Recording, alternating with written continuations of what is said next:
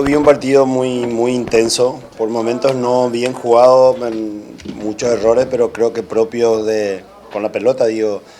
de los dos equipos, más nuestro en algunos momentos del primer tiempo, pero por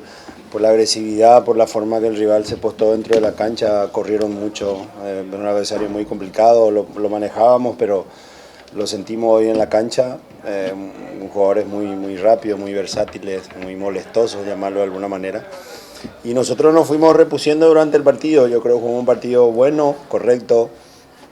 En algunos momentos lo que me pareció es lo que dije, que nos faltó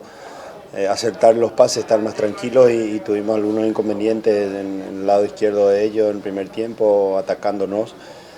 Pero contentos porque es una victoria más y los muchachos están bien, están seguros de sí mismos y eso es importante, lo dimos vuelta también en algún momento y imagino que eso también va a generar mayor confianza para los siguientes partidos. Yo creo que no se sintió mucho el hombre menos para Luqueño, ellos corrieron de igual manera, hay que felicitar al equipo rival y bueno, nosotros hicimos lo nuestro. Corrimos, intentamos hasta conseguir el tercero, nunca bajamos los brazos y eso es meritorio para este grupo.